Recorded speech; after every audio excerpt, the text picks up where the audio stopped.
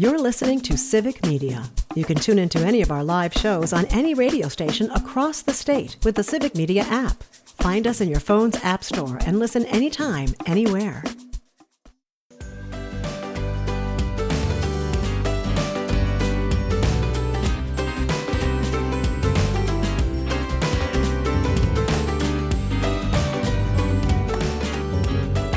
Live across Wisconsin on Civic Media, you're listening to Mornings with Pat Kreitlow, powered by Up North News. Now, from our Lake Wissota studio, here is the founding editor of Up North News, Pat Kreitlow. Thank you, Don. It's Thursday, September 18th, 8:06. Nice to have you back here up north across the Civic Media Radio Network. Parker Olson is our producer down in Madison Studio A2. We're here with meteorologist Brittany Merlot and, of course, Chad Holmes from 98.9 WXCO in Wausau. And, guys, I just, while getting some creamer for my coffee, took a look and was reminded of what I have for lunch today. And so we're going to play the game, My Lunch is Better Than Your Lunch. Oh, boy. Because last night, folks, get yourself a spouse who will make pizza crusts from scratch. And so we every so often will have homemade pizza because she'll get out the mix master and she'll make up a big old ball of dough and turn that into two different pizza crusts so that we can decorate our pizzas however we like. And can we talk about homemade pizza when you get control over all the things, Right. The whole ratio of cheese and garlic and, all the, What did you go heavy on, Pat? what What's did I your go? favorite? Garlic. Garlic. Heavy on garlic. And yet she's still married to me. And the pepperoni and mushroom and sun-dried tomatoes. I don't know Brittany, if you were building your own pizza, what would you go heavy on? I'd do pepperoni, green peppers, mushrooms, black olives. I would throw everything. I don't know. Okay. It'd probably Chad? be a messy pizza, but That's all right. delicious. Chad, making your own pizza. Sausage, onions, and green peppers. Sausage, Very onions, simple. and green peppers. Hey, that's all right. I learned because the other kind of pizza we make is we'll make a deep dish one. I'll make that in a cast iron skillet. She'll make the dough. And the recipe that I have for that includes, once you've put the other stuff in, after the mozzarella, is just a little bit of Parmesan and just a little bit of olive oil and just a teeny tiny bit more of garlic. So it's right there on the top.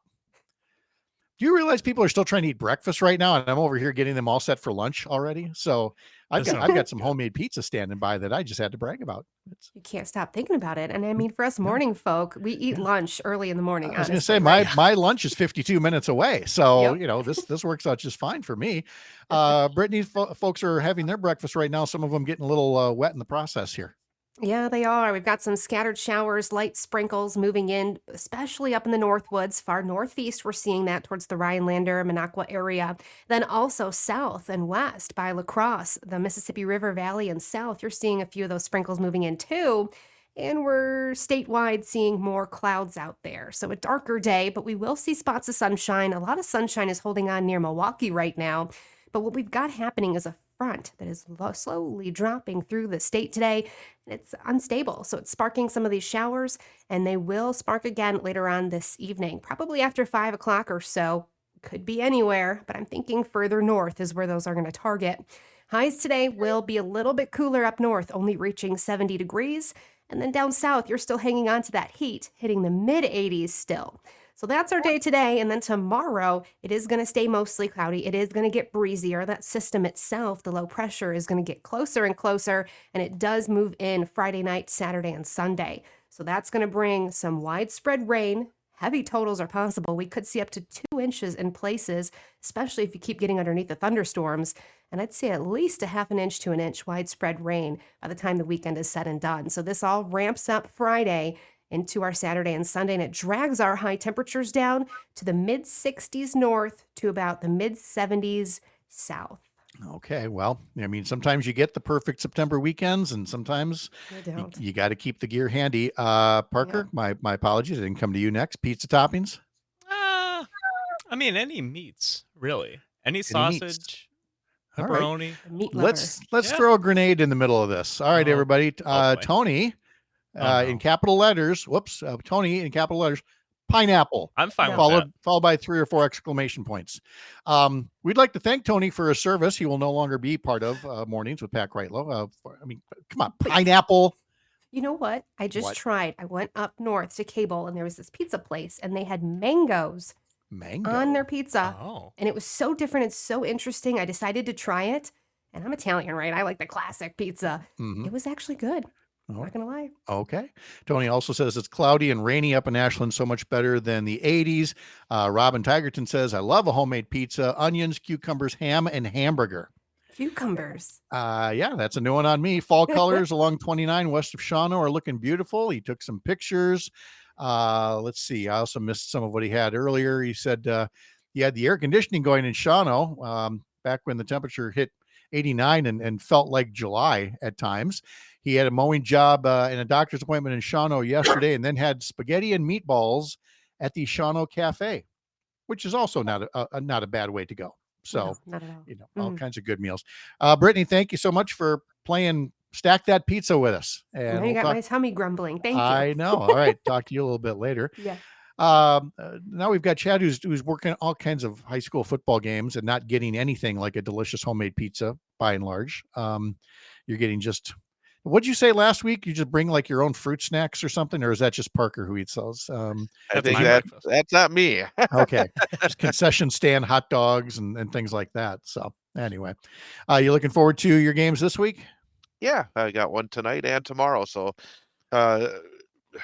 anything to avoid thinking about The state of the world? how this Uh-oh. country is falling down a rabbit hole here. So I'm doing my best here, Pat. But I know you are.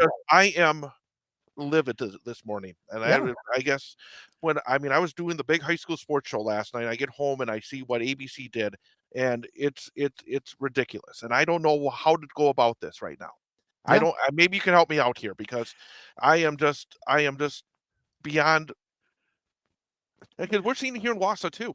I mean, there's a controversy this week because a alderperson made a comment concerning Charlie Kirk and we got to fire him. I mean, what is going on here? Mhm. And now we have the government trying to pick winners and losers. And if it's one thing, we have a responsibility when we have a microphone. And it's a freedom of speech, but there is a responsibility. You don't have the right to be here. And if I say something really, really stupid, then obviously our bosses would have the complete right to say, Exactly. no, we don't want you here anymore. But it's so one way. I went through it this morning, the last hour, I spent some time talking about the fact that we have Jimmy Kimmel and others who make, I think, comments that are not nearly as bad as what Brian Kilmeade did last week. Talking about euthanizing the homeless, right? What Jesse Waters did in the last week, talking about Civil War and Mhm. vengeance and all of that. Not what Greg Gutfeld did when he said that conservatives should embrace the term Nazi. There's crickets. Yeah, there. yeah, and not to mention the horrible things they said after Melissa Hortman was assassinated in Minnesota over the summer. So, I mean, none of them have clean hands on this. They are simply using this as an excuse for a power play and going after media that they think will submit. And so far, national media has been extremely submissive. And this one from ABC is especially frustrating because they saw the Stephen Colbert thing. They know it had nothing to do with money, that it had nothing to do with speech. It was complete politics on the behalf of Trump and the owners of Paramount and trying to get a deal done. ABC knows all this, and yet they caved to pressure anyway. And I mean, you can see why corporate media, this isn't exactly their golden era right now, shall we say. And also, again, it's a combination. Yes, we need some courage being shown in that realm, but also it is so, and I would say, use the term un-American to see what Brendan Carr, the FCC commissioner, did. This all started yesterday. He went on Benny Johnson's podcast, who is a far-right provocateur, and he basically said he's going after ABC and Disney and Jimmy Kimmel. And we are seeing things that have not been done before by government entities. We saw did you see on the Rose Garden lawn well, there's no lawn anymore, but Right. The slab, the concrete when slab. Trump was getting ready to fly off to Great Britain this week, he got a couple of questions he didn't like because basically he was asked, how much money have you made since you became president again? Because Mhm. his family is just raking it in right now, Oh, yeah. using his position. And then he got on Jonathan Karl and said, ABC paid me $16 million. We're going to go after you next.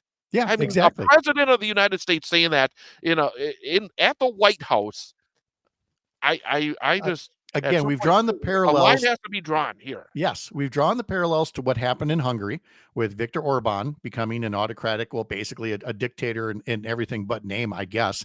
And it started in large part with this war on all the media there and on all of the universities there, and got enough of them to either, kowtow or to be taken over by billionaires who were friendly with the ruling party. And that is exactly what Trump is trying to do here. And so when ABC thought, well, or CBS, well, we'll placate him and we'll settle this out of court for $15-16 million. Did you really think that was going to make things easier on you? Now you've basically admitted guilt without admitting guilt, but you're guilty in their eyes and you are just fair game now. And, again, until some of these entities really start to push back. And by the way, that goes for colleges and universities too. There have been a couple that have, but too many others have been too quick to settle and, sell out themselves and sell out their First Amendment.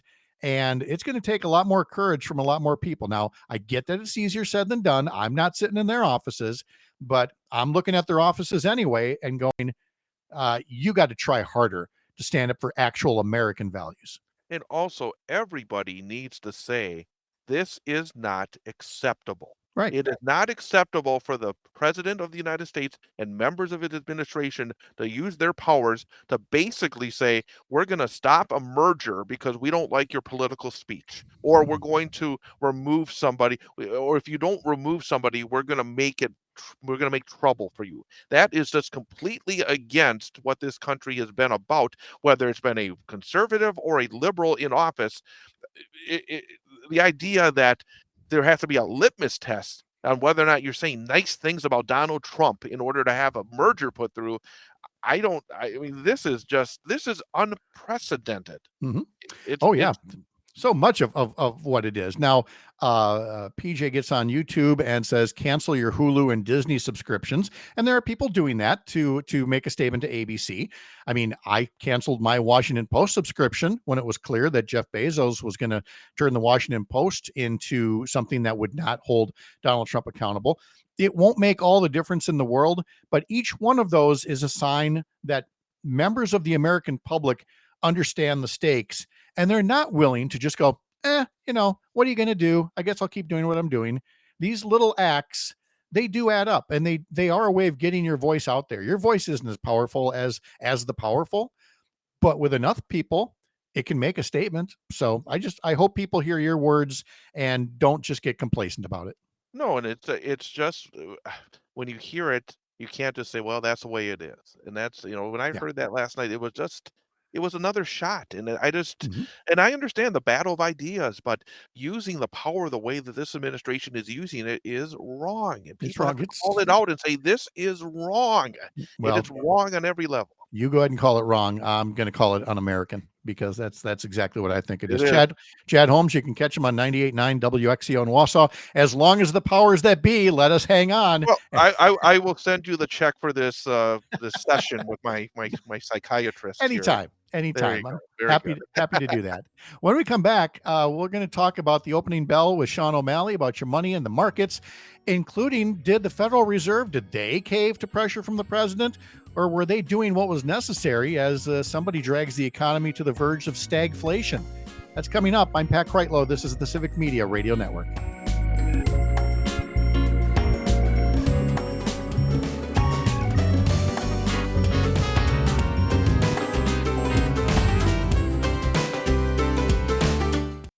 You're listening to Civic Media. Stay up to date on the latest news and information for your local community and Wisconsin by signing up for our free email newsletter. Visit civicmedia.us/email to get started.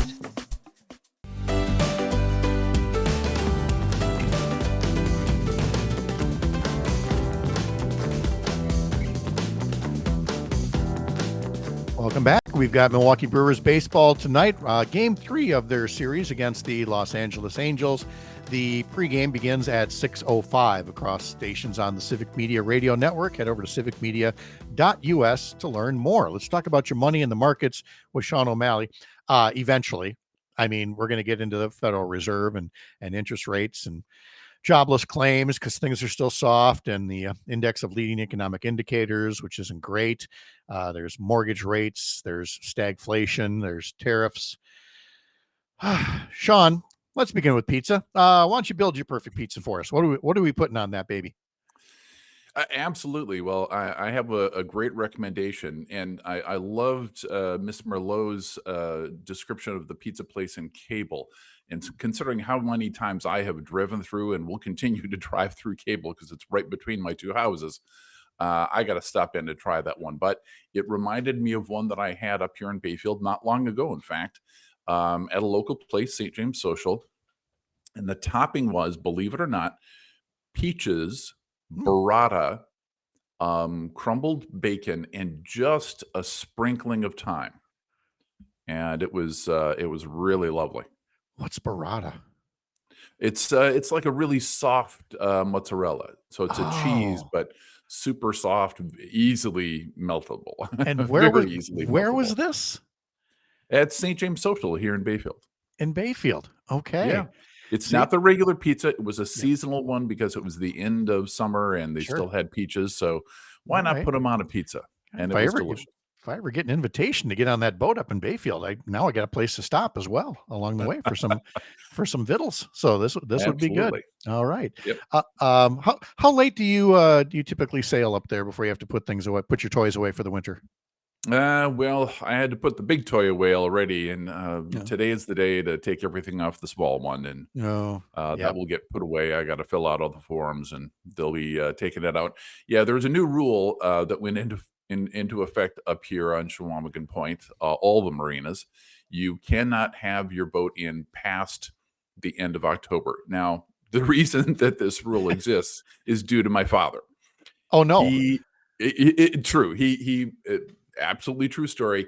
He loved to do something he called the Sail November Club. And so he would keep his boat in until November, do a final sail the first week in November, and then pull it out. That did not go well back in 1991 when we had the Halloween blizzard. Exactly. Part of the perfect storm that later hit the East Coast. And his boat got frozen into the marina in Cornucopia. Yes. Oh my goodness! So now that's the rule. No more of that. That makes perfect sense now because I was in the Twin Cities for the Halloween blizzard, and the thread stretched all the way up into Duluth, Ashland, Bayfield, and oh my gosh, I never even thought about that angle of it. Yep, I totally see it now. Basically like being flash frozen into the lake. Oh yes, we do. Yeah, with 30 inches of snow to boot. Yay. Yep. All right. Well, now that we've got that image in us to say, life gets rough at all kinds of times. It got rough for a time in 1991. It's a little rough right now, given the geopolitics and everything that's out there. So you had the Federal Reserve through the Federal Open Market Committee announcing a cut in short-term interest rates. We've talked a bit about why you would do that. What's your own overview of, what it is they discussed or what they ultimately ended up doing? What they ultimately ended up doing was making sure that they saved their jobs. Okay. For sure. Because we know everybody, I mean, the administration has been talking loud and long about, Trump has been saying, I want rate cuts. Well, congratulations, sir. You got your rate cut yesterday from the Fed Open Market Committee. However, it was only a 25 basis point cut, only 1/4%. So it was not, it wasn't Christmas. The markets were, a little mixed. Not all the indices were up on the stock market. So I think it was arguably prudent due to the soft jobs number. It definitely would be enough to, go back to the White House and say, hey, we did what you wanted. But they went even further when they indicated that there are 2 more cuts that they're considering later this year. So that sort of sets the stage for, possible future cuts. But that also means that what they're seeing in the data that not all of us may see or not all of us may get is that the economy is continuing to soften. Yeah. We're seeing that showing itself in jobless claims, right? Right. right? We had a big surprise last week with 263,000 initial jobless claims. That was the biggest since I forget which month back in 2021. I think it was April or August or something like that. So a long, long time. We had another announcement this morning, fortunately a little tamer, 231,000 initial jobless claims. But as we mentioned, I think in one of the earlier shows, there are now more job seekers than there are open jobs, and that hasn't happened in a long time. So just not a real bright employment picture out there. The closest thing to bright would be mortgage rates that had been falling ahead of the Right. announcement on interest rates, and what has that done for refinancing, and what's your overview of that? Yeah.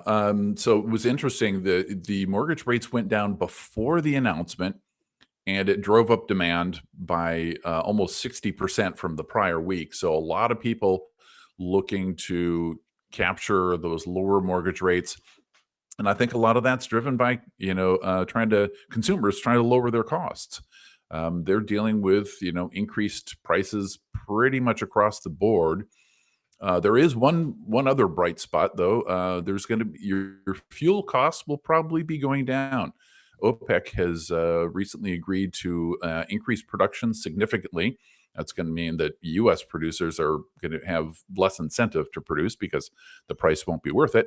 But you, as a consumer, will probably be paying less at the pump very shortly. Probably estimates are as much as like 25, 30 cents down per gallon versus what you're seeing now. So good news on the cost cutting side. Yeah, with the mortgage rates and the fuel costs coming down, but everything else is not going the same direction. We're talking to Sean O'Malley about your money in the markets. We'll continue after the break, followed by Joe Zepecki on this Thursday morning, September 18th. I'm Pat Kreitlow from Up North News, live from Lake Wausau on the Civic Media Radio Network.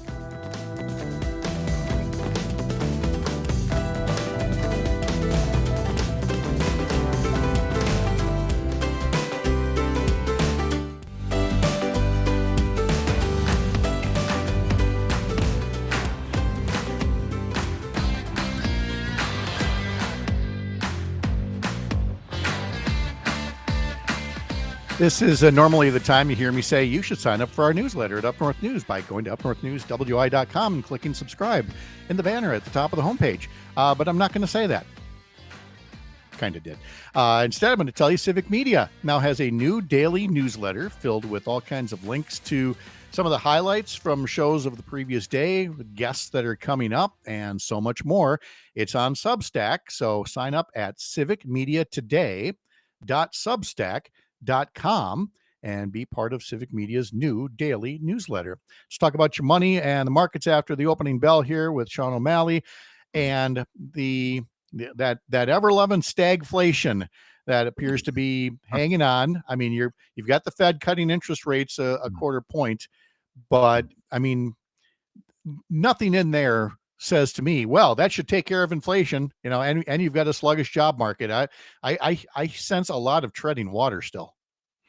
Yeah, that's exactly what they're doing, Pat. They're trying to not make any sudden moves. I mean, I think part of it is they're probably a little bit afraid of doing what they did back in 2022, where they kept raising rates and far further than anyone expected them to, and far more aggressively, and they really overshot the mark then. So they're trying to take a more measured response at this time. Certainly, they're making the current administration, happy with that move. But yeah, it's sort of a placate to the soft employment market without too much of a raise in rates so that you're going to make inflation even worse than it already is. So there are a lot of factors in play, but we know that everyone is looking and expecting an overall softer economy going forward. Well, especially when you've got like we like to say, on the one hand, inflation, on the other hand, employment. And now you've got this, while you've got things in both hands, you've got the third thing is political pressure, punching you in the gut while you're looking at the things in your two hands here. So, I mean, it's not an easy time to try to actually manage the economy. Very true. Although some would describe that target as a little lower than the gut, but yes.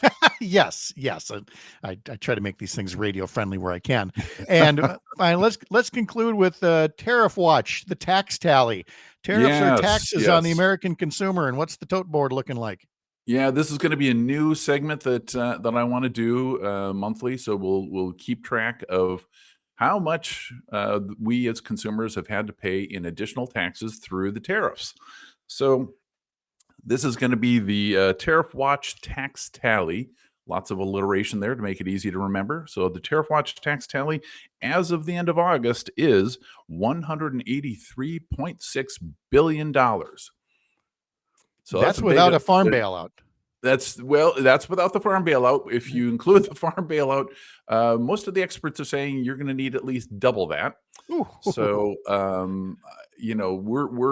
we winning yet? We're just. No, I don't believe we're winning. Screwing over every trading partner we've got, a lot of our allies, and making ourselves obsolete in the process. And I'm just wondering what's going to happen in the future when you try to reestablish commerce with a lot of these trading partners that have now since moved on.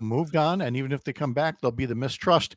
And I know we talked about it last week in conclusion, but it really sticks with me as you drive around here. You drive around and you see cornfields, but you see a lot of soybean fields, and those soybeans. Yep. I mean, it's looking good. It's looking good until they're either left rotting in the field or piling up and rotting, because I believe the tote board for China ordering soybeans does that tote board still read 0 as far as we know? It still reads 0, Pat. That's correct. Still and remember, you've got to consider that they are the world's biggest buyer of soybeans. But they have decided, and I'm sure this is supported by, President Xi Jinping of China, that they're not going to order a single soybean from the U.S., which seems to be what's happening. And they ordered everything from Brazil instead. And I know exactly what you're talking about with respect to those fields. I drive past them between the two houses. I see tons of corn out there. I see tons of soybeans, and nothing has been harvested yet. And I'm wondering, will it? I'm wondering, speaking of Brazil, maybe could we import their Supreme Court? I think we should enter negotiations to trade for that. Certainly a Supreme Court with a backbone, willing to uphold the rule of law. What a novel concept. That could be something that we could consider. Yeah, against a former president trying to stage a coup. Boy, a Supreme Court exchange would be grand. Sean O'Malley, finance and economics expert, joining us on Thursday mornings. Thank you, Sean. Appreciate it. Have a great day. Thanks, Pat. Take care. All right. Yep. Good to see you. It is 8:40 right now, and we'll talk more about the state of geopolitics, media politics, whatever you want to call it, with Joe Zepecki. Joe, I think I finally learned my lesson. I'm no longer going to ask, how are you? I keep looking for the perfect answer to how are you. I think the right thing is to just stop asking and to find a new opening question. Yeah. Because there's no great answer to that one, especially after recent events involving, a president pushing another talk show host off the air, and a congressman continuing to use the First Amendment like toilet paper.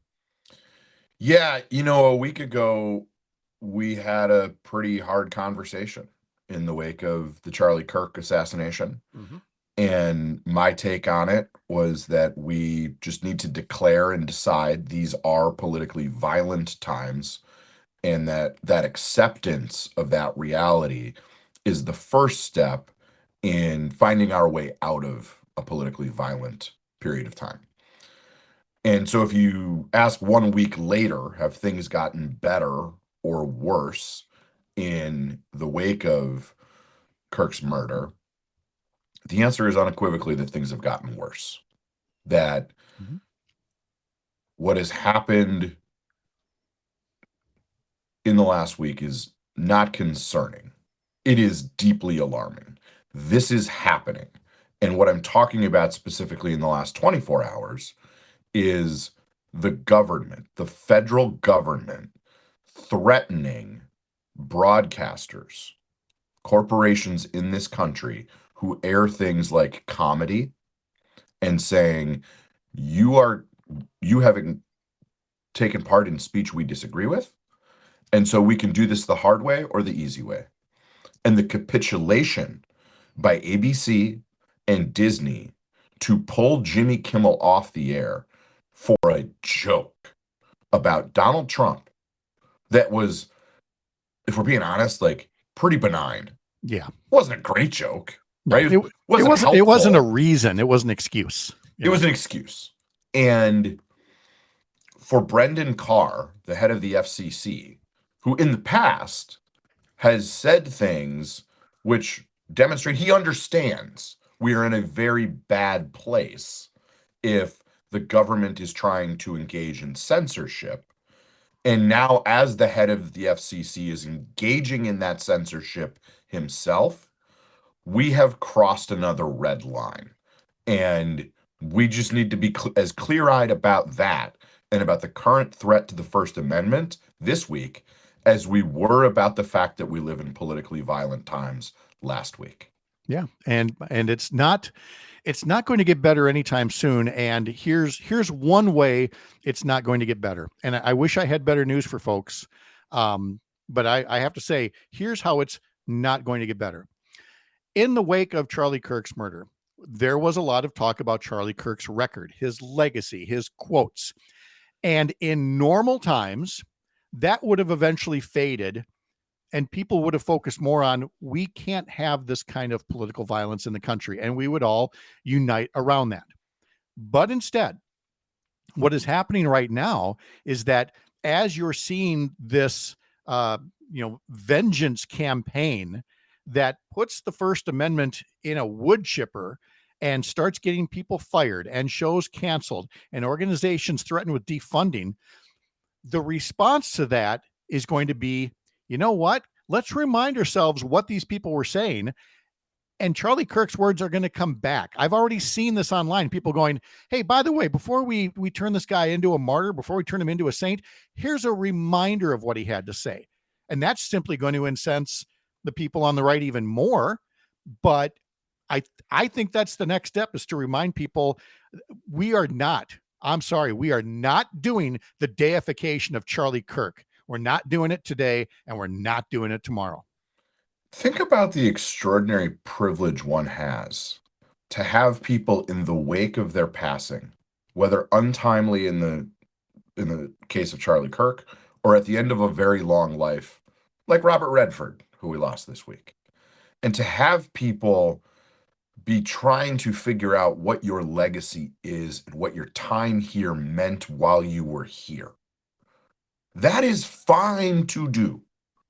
And the notion that people who are just saying this is what Charlie Kirk had to say about this issue, whether that's gun control versus the Second Amendment, whether that is his constitutionally protected, even if, by my count, pretty gross take on members of the trans community or the intelligence of Black women, to have people engage in a dialogue and share the things that person said when they were with us, be grounds for you're going to lose your opportunity to make a livelihood.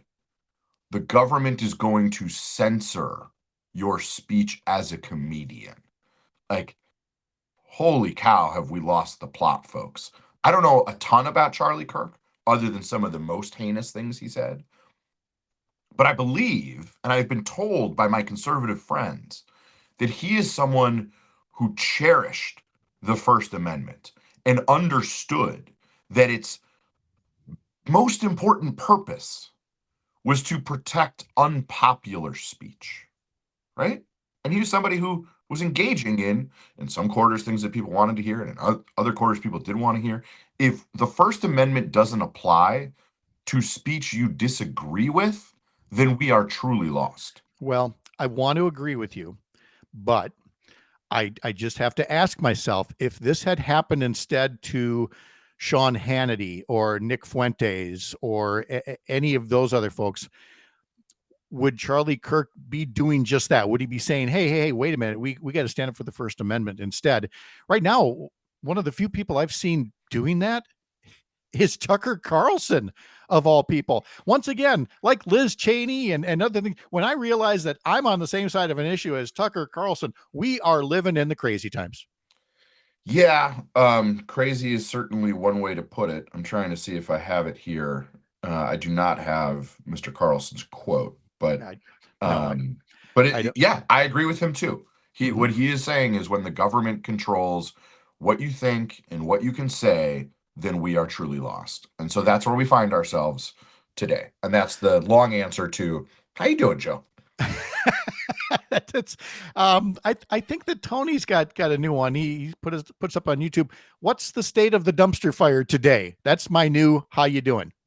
That's a good candidate for it, perhaps. He also says, my wife asked last night, so when do we go? You look back in history and wonder why people didn't get out. Are we there now? I honestly didn't know the answer.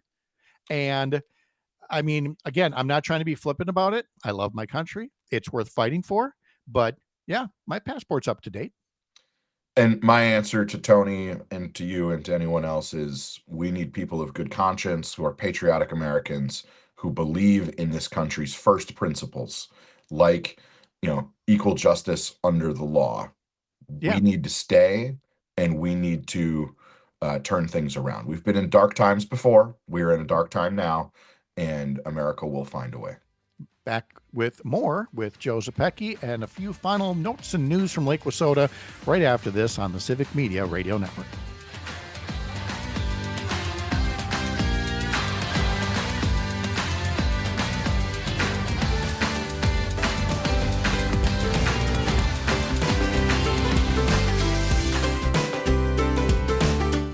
You're listening to Civic Media. Find the latest news, information, and archives of all your favorite shows on the Civic Media website, civicmedia.us.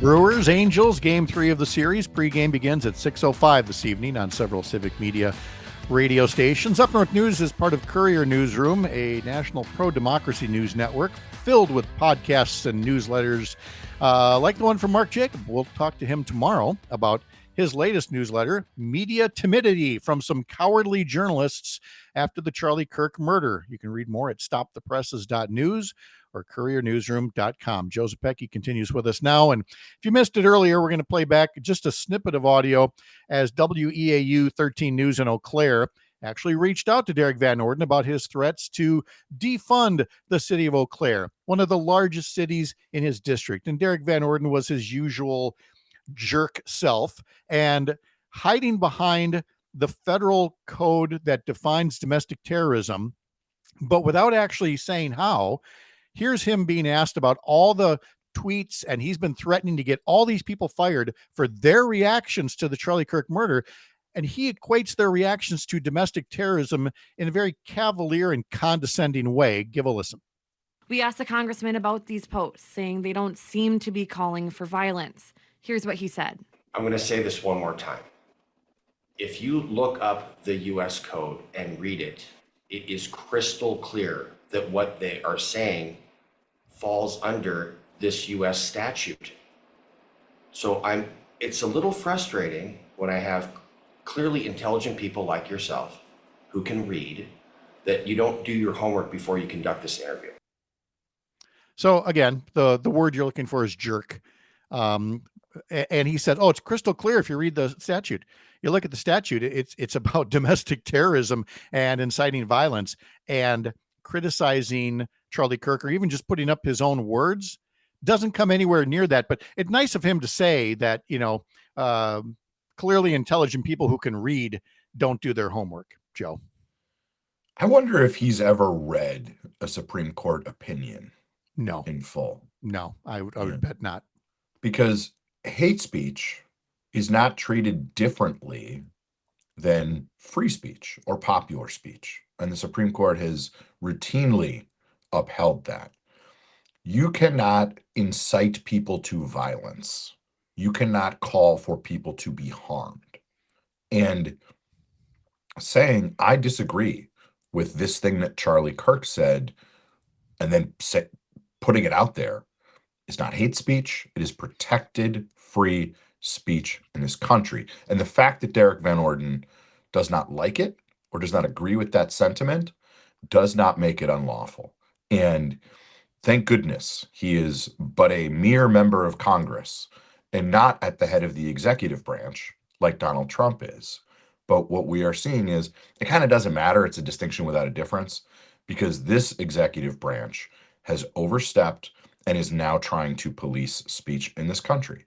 And that is deeply problematic. Oh, yeah. It's policing speech. It's the thought police, however you want to frame it. I would recommend to folks to go over to the WEAU.com website. The headline is Congressman Derek Van Orden discusses bill surrounding political violence. You can hear the full report. But to their great credit, at the bottom of the story, they also put the entire 18-minute raw interview. And I've seen excerpts of that raw interview where Derek Van Orden just talks over the reporters. There are two reporters talking to him, and he just talks over them rather than waiting to hear the question and answering the question, because he's so much smarter than the reporters and just feels the need to talk over them. And I give Channel 13 a lot of credit, because after a lot of local media in the 3rd District have not really given him critical coverage, but proposing this bill that essentially, counts all anti-Charlie Kirk speech as domestic terrorism, I'm glad they jumped right on this and tried to actually show who Derek Van Orden really is. We are finally getting more of that view out to his constituents than previously. Yeah. I am going to botch who made this joke, but I do think it's important to remember that it's okay to joke. And someone on one of the social media platforms yesterday said, thank God Rodney Dangerfield and Don Rickles aren't around anymore, because we would all be really, really sad to see them locked up and imprisoned. Yeah. I mean, again, heaven forbid. And it's going to be an expensive lesson for Van Orden and others as anything like this is challenged. There are going to be, right now, we're only hearing about the firings, the threats, the cancellations. They will eventually be followed by the lawsuits. And it's going to be long and drawn out and very expensive to taxpayers. And I do still feel like it's going to cost them a lot next year in the midterms, as otherwise moderate or even lean right voters go, this is not really a group of people I want to keep in power. This is not what the American people voted for. They were concerned about high prices. They were concerned about an economy that isn't working for folks. And rather than focus on making people's lives better and addressing that, you instead have a MAGA majority Congress that has abdicated its constitutional responsibilities to be a check and balance. You have an executive branch that has overreached into nonsense like attacks on the First Amendment, and voters are seeing that. And it is not to the political benefit of Republicans. They can still get smart. They can figure this out, but I'm not holding my breath. No. So we'll, of course, be following this on all of the Civic Media shows until or unless, the FCC wants to come down in some other way, shape, or form. But in the meantime, we'll keep doing our talk shows. We'll keep doing our sports. We've got the Brewers who are playing again tonight. And Joe, we're now in the season of trepidation for me, because we already know things are going well. So now, as you're waiting for that injury, like the Angels pitcher yesterday, who got drilled on his pitching arm by a 107-mile-an-hour hit. I'm living in fear now for the final 2 weeks of the season. We need to be able to find joy in all the places. Don't pre-grieve. Thank you. Brewers. Thank you. I so needed to hear that. And you know what? That applies to a lot of things. Don't pre-grieve. I like it. Joe Zepecki, thank you as always. I appreciate it so much. Talk to you next week. All right. Again, tomorrow we'll have our usual week in review panel. We'll have former U.S. Attorney Jim Santel and journalists Mark Jacob and Jennifer Schulze.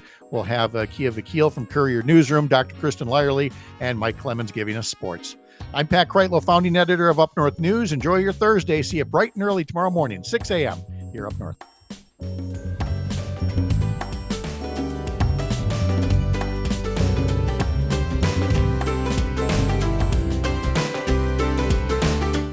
The national news cycle never stops, but it can be hard to find news about your local community. Civic Media is dedicated to providing quality local and state news coverage across Wisconsin. With the Civic Media app, you can get notifications about local stories that matter to you and your community. Find the free Civic Media app in your phone's app store and choose notifications from the menu to tell us what kind of news you want to hear about.